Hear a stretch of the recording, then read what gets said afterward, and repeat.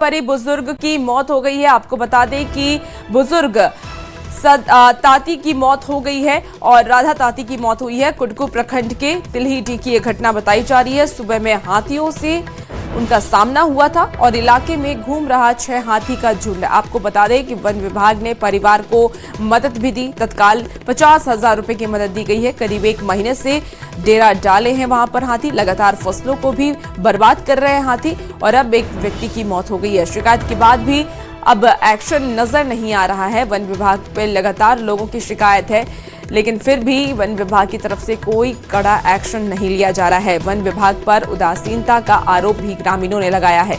ज्यादा जानकारी के साथ न्यूज 18 संवाददाता आशीष हमारे साथ सीधे फोन लाइन पर जुड़ गए हैं। आशीष, हाथियों का आतंक लगातार देखा जा रहा है और सरायकेला में एक व्यक्ति की मौत भी हाथियों ने कर दी है। फिलहाल वन विभाग की तरफ से क्या कुछ कार्रवाई की जा रही है? क्या कोई गाइडलाइन जारी किया गया है ग्रामीणों के लिए? जी, आपको बता दूं कि अभी हाल के दिनों में लगातार जो है सरायकेला जिले के चांडिल थाना क्षेत्र में हाथियों का झुंड जो है वो वहां पर डेरा डाल चुका है और लगातार की कई दिनों से देर जब शाम होती है तो रात में जो हाथी है, जंगली हाथी, वो ग्रामीण क्षेत्र में अपना मूवमेंट करते हैं और खाने की खोज में कई घरों को तोड़ देते हैं। हालांकि आज सुबह सुबह राधा ताती नामक व्यक्ति को पटक पटक कर हाथियों ने बुरी तरह मार दिया, जिससे पूरे गाँव में जो है वो डर के साथ साथ वन विभाग के खिलाफ जो है आक्रोश भी देखने को मिल रहा है। क्योंकि ग्राम के लोगों का साफ तौर पे कहना है कि लगातार कई दिनों से यहाँ पर हाथियों का झुंड जो है वो यहाँ पर डेरा डाला हुआ है और जब दिन होती है तो वो चांडिल के डैम में पानी में वो जाते हैं और उसके बाद शाम को जब उनको खाने की तलाश होती है तो वो ग्रामीण क्षेत्र में मूवमेंट करते हैं और गाँव के लोगों को हरी सब्जियों की खेत में बर्बाद करते हैं, साथ ही साथ गाँव के घरों को भी तोड़ देते हैं, जिससे लगातार जो है गाँव के लोगों में आक्रोश और डर का माहौल बना हुआ है। हालांकि वन विभाग इस घटना के बाद मौके पर पहुंचकर पीड़ित परिवार को कुछ मुआवजा भी दिया और कहीं ना कहीं हाथियों को भगाने का जो है वो प्रयास अब जुट गया है। मगर अब देखना यह है कि जो जंगली हाथियों का झुंड यहाँ पर चांडिल के विभिन्न गांव क्षेत्रों में डेरा डाला हुआ है, उसे कब तक वो दलमा के जंगलों में भगा पाती है वो देखना होगा, क्योंकि गाँव के लोग काफी डरे सहमे हुए। जी ठीक है, आप नजर बना के रखिए आशीष। अपडेट आपसे लेंगे। बहुत शुक्रिया जानकारी के लिए।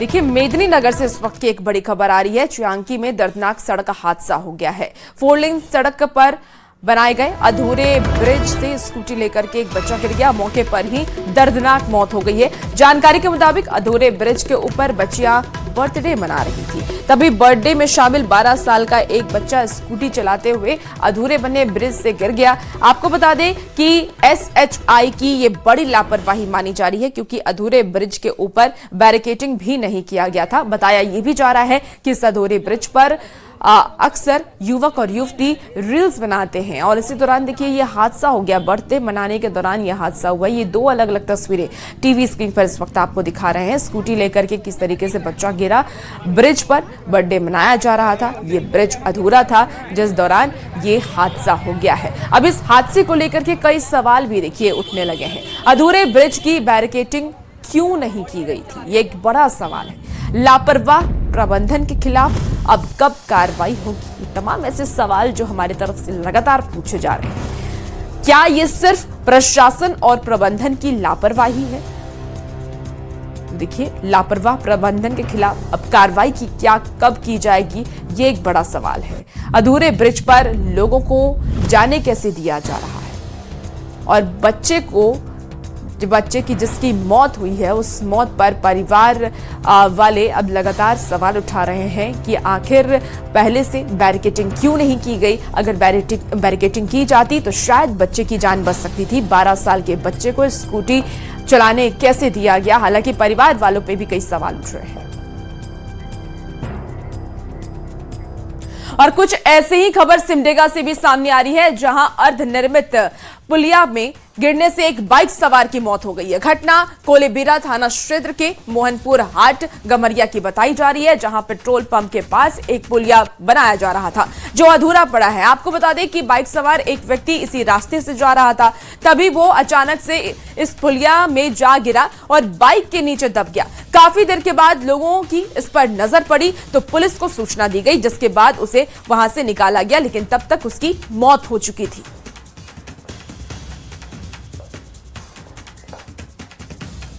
देखिए, झारखंड में दिन प्रतिदिन एक ट्रेजरी घोटाले की परतें अब खुलने लगी हैं। खुद सरकार ने भी ये मानना शुरू कर दिया है, ट्रेजरी से अवैध निकासी हुई है। आपको बता दें कि अकाउंटेंट जनरल की रिपोर्ट में सबसे पहले बोकारो ट्रेजरी से गबन का खुलासा हुआ है, जिसके बाद वित्त विभाग ने पूरे मामले की जांच शुरू कर दी। तो हजारीबाग में बोकारो से भी बड़ा गबन सामने आया है, जिसके बाद वित्त मंत्री राधाकृष्ण किशोर ने राज्य में सभी 24 जिले की 33 ट्रेजरी की जांच का आदेश दे दिया है।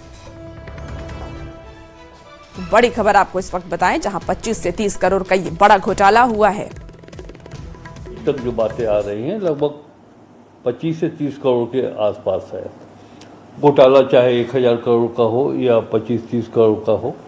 श्री हेमंत सोरेन की सरकार उसे घोटाला मानती है और हमारा प्रयास यही है कि इस तरह के कांड ना हो, आर्थिक अपराध की घटनाएं ना हो। इसमें सीधे तौर पर अन्य लोगों की संलिप्तता तो है ही है, लेकिन इस बात के लिए अवैध निकासी के लिए डीडीओ ही जिम्मेवार हैं। उन्हें भी उत्तरदायी ठहराना चाहिए। जब अवैध निकासी की बातें सामने आ गई हैं तो जाहिर तौर पर डीडीओ अपने अकाउंटेबिलिटी से बच नहीं सकते हैं। इन 2 जिलों में, बोकारो और हजारीबाग में, पुलिस विभाग से ही अवैध निकासी हुई है। तो इस बात की भी जांच में ध्यान रखा जाए कि कहीं कोई स्ट्रेटजी के साथ कोई सिंडिकेट तो इसके पीछे काम नहीं कर रहा है, और इस बात की संभावना से भी हम इनकार नहीं कर सकते हैं। सभी 24 जिले में, 24 जिलों के अंदर 33 कोषागार है, तो 33 कोषागार में इसकी जांच क्रमवार की जाएगी। चलिए, हजारीबाग से इस बीच एक और बड़ी खबर आपको बताएं, जहां ट्रेजरी घोटाला मामले में 8 साल में 15 करोड़ से ज्यादा निकासी हुई है। 21 संदिग्ध बैंक खाते को सील कर दिया गया। आपको बता दें कि करीब 1.60 करोड़ रुपए फ्रीज किए गए हैं। मामले में कुल 3 आरोपी को गिरफ्तार भी किया गया। बिहार के गयाजी तक पहुंची है जांच, तो गयाजी से आरोपी धीरेन्द्र गिरफ्तार किए गए हैं। आरोपी शंभू सहित 3 की गिरफ्तारी हुई है। शंभू के पास करोड़ों की काली कमाई है, आलिशान मकान और महंगी गाड़ियां भी हैं। चतरा का रजनीश सिंह भी गिरफ्तार किया गया, न्यायिक हिरासत में उसे भेज दिया गया है। तो इन तीनों को न्यायिक हिरासत में भेजा गया। घोटाले की मामले जो है पूरे झारखंड में चर्चा में बनी हुई है। अगर जांच की आज की बात कर ले तो झारखंड से लेकर बिहार तक जो है वो विशेष टीम जांच कर रही है। लेकिन अभी हम हजारीबाग के दीपूगढ़ा में है। दीपूगढ़ा में ये जो आलीशान आपको मकान दिख रहा होगा, ये शंभू कुमार का है। वही शंभू कुमार जो ट्रेजरी घोटाले में फिलहाल न्यायिक हिरासत में है। बता दें कि इस पूरे मामले में जो है हजारीबाग से फिलहाल 3 सिपाही और उसके साथ ही जो है 2 महिलाएं, यानी 5 लोग जो है न्यायिक हिरासत में बंद है। हजारीबाग जिला प्रशासन और पुलिस के द्वारा जो है संयुक्त एक टीम का गठन किया गया और वह जांच टीम जो है झारखंड से लेकर बिहार तक पूरी जो है जानकारी खंगालने का काम कर रही है। जो जानकारी प्राप्त हो रही है कि जो तीनों सिपाही थे, उन सिपाही के जो तमाम परिजन कह ले या फिर कह ले जो उनके रिश्तेदार थे, उनके भी खाते खंगाले जा रहे हैं। क्योंकि जिस तरीके से अवैध रूप से पैसे की निकासी हुई थी, वो जो है कहीं ना कहीं उनके जो रिश्तेदार थे उनके खाते में भी ट्रांजैक्शन की बात जो है वो सामने आ रही है। लेकिन अगर बात कर ले जो लगभग 15.5 करोड़ रुपए घोटाला का मामला सामने आया था, जो सूत्र बता रहे हैं कि वह अमाउंट जो है, वह जो रकम है वो आगे बढ़ चुका है। यानी लगातार जो जांच हो रहा है, जांच में जो है कई बड़े बड़े खुलासे हो रहे हैं और ऐसे में जो है लगातार इस तरीके से जो है बातें सामने आ रही है। फिलहाल जो है जिला प्रशासन इसको लेकर पूरी तरीके से सक्रिय है और उसके बाद जो है वो ये जांच करने का प्रयास कर रही है कि आखिर इसके पीछे की मुख्य सरगना कौन है। लेकिन जो बातें सामने आ रही है कि इस पूरे मामले का जो मास्टरमाइंड है वो सिपाही शंभू कुमार बताया जा रहा है, तो वही शंभू कुमार का यह आलीशान बंगला है जो फिलहाल नया नया बना है। लेकिन फिलहाल की अगर एक और बात अगर हम करें तो जो पुलिस है वो बिहार के गया तक पहुंच गई है और वहां पर भी जो है कई जगहों पर छानबीन कर रही है। देखने वाली बात होगी कि इतने बड़े जो मामले आए हैं, ट्रेजरी घोटाला का जो मामला आया है, इसमें से कौन कौन से और भी लोग शामिल हो सकते हैं और पुलिस प्रशासन किस तरीके से बड़े खुलासा कर सकती है। सुशांत सोनी, न्यूज 18, हजारीबाग। देखिए, इधर बोकारो में ट्रेजरी से अवैध निकासी का दायरा बढ़ता जा रहा है। पहले 4.25 करोड़ तक पहुंची रकम अब 6 करोड़ के पार पहुंच चुकी है। अब डीसी की ओर से जारी जीरो टॉलरेंस के तहत कार्रवाई का दावा किया जा रहा है। वहीं अवैध निकासी के बढ़ते दायरे पर सियासी दंगल भी शुरू हो चुकी है। बीजेपी ने इसे चारा घोटाले के तहत बताते हुए सीबीआई जांच की मांग की है, तो वहीं सत्ता पक्ष की ओर से करप्शन पर कड़े एक्शन का दावा किया जा रहा है। ये पूरी खबर इस रिपोर्ट में आपको दिखाते हैं। बढ़ रही बोकारो ट्रेजरी घोटाले की रकम, 6 करोड़ के पार अवैध निकासी का वार, जांच बढ़ने पर और खुलासे की उम्मीद, घोटाले का बढ़ता दायरा, बढ़ा सियासी दंगल। बोकारो का ट्रेजरी अवैध निकासी के खुलासे के बाद सुर्खियों में है। पहले ट्रेजरी घोटाले में 4 करोड़ 29 लाख के घोटाले की बात सामने आई थी, लेकिन जांच का दायरा थोड़ा सा बढ़ा दिया गया और अवैध निकासी की रकम बढ़कर 6 करोड़ के पार पहुंचती दिख रही है। जिला प्रशासन की ओर से मामले में सख्त रुख अपनाया जा रहा है। जीरो टॉलरेंस के तहत कार्रवाई का डीसी की ओर से दावा किया जा रहा है। सीधा डायरेक्शन है जीरो टॉलरेंस का। उनका सीधा है कि फाइनेंशियल गड़बड़ी में कोई काम करे उस पर जीरो टॉलरेंस की नीति अपनाते हुए कड़ी से कड़ी कार्रवाई की जाए। हम 2016 से इसकी जांच कर रहे हैं। बोकारो ट्रेजरी घोटाले में अब तक जो बातें सामने आई उस पर यदि नजर डालें तो बोकारो कोषागार से पुलिस विभाग के एक लेखापाल पर अवैध निकासी का आरोप लगा है। मामला साल 2016 से ही जांच के अधीन है। पहले ये राशि 4 करोड़ 29 लाख 71 हजार बताई गई थी, लेकिन अब 6 करोड़ से ज्यादा होने के संकेत मिले हैं। प्रारंभिक जांच में राम नरेश सिंह, उपेंद्र सिंह और एस कुमार समेत कई नाम सामने आए हैं। इनके नाम पर फर्जी निकासी की गई। प्रशासन का मानना है कि जांच आगे बढ़ने पर इसमें कई और खुलासे हो सकते हैं। हमारे जितने भी लोग इसमें संलिप्त होंगे, जो भी कोई इसमें संलिप्त पाया जाता है या षड्यंत्र का हिस्सा पाया जाता है, उनको हम लोग चिन्हित करके उनको दंडित करेंगे, उनके विरुद्ध कार्रवाई होगी। बोकारो में किसी भी प्रकार से किसी भी तरह की गंदगी नहीं फैलेगी। ट्रेजरी से अवैध निकासी मामले पर सियासी घमासान भी तेज हो गया है। बीजेपी ने इसे चारा घोटाले से भी बड़ा बताते हुए सीबीआई जांच की मांग की है। दूसरे राज्यों से कनेक्शन की आशंका भी जताई। वहीं जेएमएम ने कहा कि मामला पुराना है और दोषियों को बख्शा नहीं जाएगा। कांग्रेस ने भी सख्त कार्रवाई की बात दोहराते हुए सरकार के वित्तीय प्रबंधन को मजबूत बताया है। लगता है चारा घोटाला से कई गुना ज्यादा बड़ा घोटाला जो है ये अवैध निकासी का मामला है और इसकी गहन जांच करनी चाहिए और इसके तार बहुत राज्यों से जुड़े हुए हैं, तो अविलंब सीबीआई को हैंडओवर करना चाहिए जांच। भ्रष्टाचार के जरिए, अनियमितता के जरिए अपने पास लाभ कमाया, उनसे रिकवरी होगा। सरकार छोड़ने वाली नहीं है और ये सरकार को मैं धन्यवाद देना चाहूँगा कि इतने दिनों से चले आ रहे अनियमितता को, घोटाले को उजागर करने का काम किया। कि अगर किसी भी तरह का ट्रेजरी के माध्यम से कोई घोटाले सामने आ रहे हैं या वित्तीय कुप्रबंधन की बातें सामने आ रही है तो सरकार गंभीरता से इस पर कार्रवाई करेगी, ये मैं कह सकता हूँ। फर्जी बिल के जरिए ट्रेजरी से अवैध निकासी का मामला बोकारो के साथ ही हजारीबाग से भी सामने आया है। शुरुआती जांच में ही निकासी की रकम 6 करोड़ से अधिक हो गई है। आशंका जताई जा रही है कि इसका दायरा और भी बढ़ सकता है। ऐसे में इंतजार है जांच और उससे जुड़े खुलासों का। न्यूज 18 के लिए बोकारो से मृत्युंजय कुमार के साथ रांची से संजय कुमार सिन्हा की रिपोर्ट। देखिए, ट्रेजरी घोटाले से जुड़े एक और बड़ी खबर सामने आ रही है, जहां बोकारो में करोड़ों के ट्रेजरी घोटाले की जांच अब तेज हो गई है। वित्त विभाग रांची की टीम बोकारो पहुंच करके दस्तावेजों की गहन जांच में जुटी हुई है। वित्त विभाग की टीम ने बोकारो पहुंच करके एसपी ऑफिस और ट्रेजरी कार्यालय में महत्वपूर्ण कागजातों की जांच की है। जानकारी के मुताबिक ये पूरा फर्जीवाड़ा वेतन मद में किया गया है, जिसमें बड़े पैमाने पर गड़बड़ी सामने आई है और जांच के दौरान लेखापाल कौशल पांडे को दोषी करार दिया गया है। प्राथमिकी दर्ज होने के बाद आरोपी को गिरफ्तार कर जेल भेज दिया गया। अन्य लोगों की संलिप्तता की भी जांच की जा रही है और जांच टीम ने, आपको बता दें कि एसी और डीडीसी स्तर के अधिकारी भी इसमें शामिल बताए जा रहे हैं, जो कि स्थानीय प्रशासन के सहयोग से पूरे मामले की गहराई से जांच कर रहे हैं। हालांकि जांच के दौरान वित्त विभाग के अधिकारी मीडिया से दूरी बनाए हुए हैं।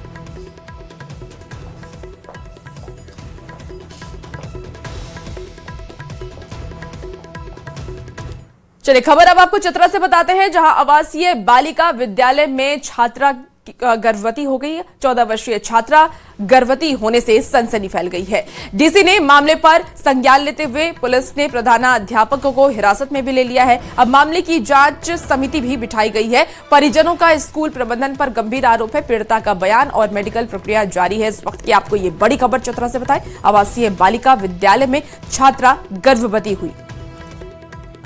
ज्यादा जानकारी के साथ न्यूज 18 संवाददाता सुशांत सोनी हमारे साथ फोन लाइन पर जुड़ गए हैं। सुशांत, एक संगीन मामला सामने आया। 14 वर्षीय छात्रा गर्भवती हो गई है। अब इसका आरोप किसके ऊपर लगाया जा रहा है? क्या किस लापरवाही की वजह से ये हुआ? परिजन क्या कह रहे हैं? क्या अपडेट है? देखिए, जो आरोप लग रहे हैं बच्ची के अनुसार विद्यालय के टीचर प्रिंसिपल पे एक आरोप लग रहा है। बता दें, इस मामले को लेकर लोगों के बीच एक आक्रोश का माहौल देखने को मिल रहा है। दूसरी तरफ लोग कार्रवाई की मांग करें, लेकिन अगर बात कर ले तो जो जिला प्रशासन है उन्होंने एक टीम गठित कर त्वरित कार्रवाई करते हुए आरोप के आधार पर प्रिंसिपल को जो है न्यायिक हिरासत में भेज दिया। लेकिन दूसरी तरफ अगर बात करें जिस तरीके से चतरा जिला प्रशासन के एसी अरविंद कुमार ने बताया है कि डीएनए टेस्ट की प्रक्रिया जारी है और आगे जो और भी गहनता से जो विशेष टीम है वो जांच कर रही है और इसमें देखना ये होगा कि आखिर मुख्य आरोपी कौन है। लेकिन जो तत्काल है आरोप के आधार पर प्रिंसिपल को जो है न्यायिक हिरासत में भेज दिया गया है। जी, मेडिकल जांच में क्या कुछ सामने आया है? कितने महीने से गर्भवती थी? क्या इसकी भी कोई जानकारी दी गई है? देखिए, फिलहाल जिस तरीके से गोपनीयता के आधार पर अभी प्रशासन ने इस बात को जो है सामने नहीं लाया है, लेकिन जो है अंदरूनी की अगर बात की जाए तो आंतरिक रूप से विशेष जांच किया जा रहा है और पूरे जांच में जो है जब डीएनए की टेस्ट सामने आएगी उसके बाद ही जो है यह स्पष्ट हो पाएगा कि आरोपी इसमें कौन है। जी ठीक है, आप नजर बना के रखिए, अपडेट लेंगे। बहुत शुक्रिया जानकारी के लिए। देखिए, राज्यसभा चुनाव को लेकर के तैयारियां अब तेज हो चुकी हैं। झारखंड में गहमा गहमी भी दिखाई दे रही है। जेएमएम महासचिव विनोद पांडे का बयान सामने आया है। उन्होंने कहा है कि इस बात में दम है कि जेएमएम दोनों सीटों पर राज्यसभा उम्मीदवार भेजेगी। संख्या बल गठबंधन के पास है। गठबंधन के साथियों को हम बैठक में बताएंगे कि क्यों जेएमएम दोनों सीटों पर उम्मीदवार उतारेगी। इस वक्त की आपको ये बड़ी खबर सियासी के लिहाज से बता रहे हैं। तो राज्यसभा चुनाव को लेकर के झारखंड में गहमागहमी देखिए तेज दिखाई दे रही है। जेएमएम महासचिव विनोद पांडे का बयान सामने आया। उन्होंने कहा है कि इस बात में दम है कि जेएमएम दोनों सीटों पर राज्यसभा उम्मीदवार भेजने वाली है। संख्या बल इस वक्त गठबंधन के पास है। गठबंधन के साथियों को हम बैठक में ये बतलाएंगे कि आखिर क्यों जेएमएम दोनों सीटों पर उम्मीदवार उतारेगी। तो राज्यसभा चुनाव और इसको लेकर के इस वक्त की ये बड़ी खबर, जहां झारखंड से जेएमएम 2 सीटों पर उम्मीदवार उतारने जा रही है और इसी को लेकर के अब सियासत तेज हो चुकी है क्योंकि गठबंधन में कई पार्टियां हैं। ऐसे में जेएमएम ये चाहती है कि 2 सीट पर वो अपनी उम्मीदवार उतारे। ज्यादा जानकारी के साथ न्यूज 18 संवाददाता गौरव झा हमारे साथ सीधे फोन लाइन पर जुड़ गए हैं। गौरव, राज्यसभा चुनाव और इसमें जेएमएम 2 सीटों पर अपने उम्मीदवार उतारेगी, आखिर क्या वजह है कि 2 सीटों पर जेएमएम अपने उम्मीदवार उतारेंगे और क्या गठबंधन में सब कुछ ठीक है? बिल्कुल, हम आपको बता दें कि सांकेतिक रूप से झारखंड मुक्ति मोर्चा ने यह संकेत दे दिया है कि दोनों ही सीटों पर राज्यसभा के लिए झारखंड मुक्ति मोर्चा के उम्मीदवार जा सकते हैं। इससे पहले कई तरह की बयानबाजी हो रही थी, लेकिन अब जो झारखंड मुक्ति मोर्चा के महासचिव हैं विनोद पांडे, उन्होंने कहा है कि जो बातें 2 सीटों को लेकर चल रही है इसमें कहीं ना कहीं बातों में दम लगता है।